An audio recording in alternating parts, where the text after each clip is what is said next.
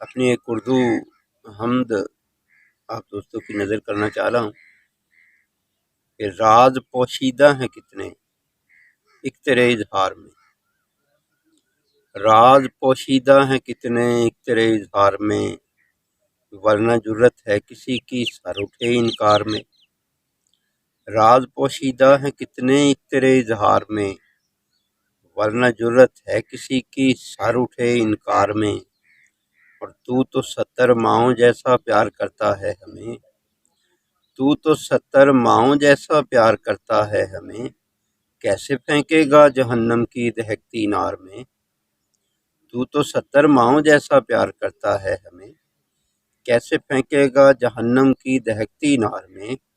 और तू मिसालें और किस्से हमको भिजवाता रहा, तू मिसालें और किस्से हमको भिजवाता रहा, हम लगे रहते हैं बस तेरी ही जय जयकार में। और एक मेरे इम्तिहान के वास्ते बरसों तलक, एक मेरे इम्तिहान के वास्ते बरसों तलक, मुझको चुनवाया गया है जिस्म की दीवार में।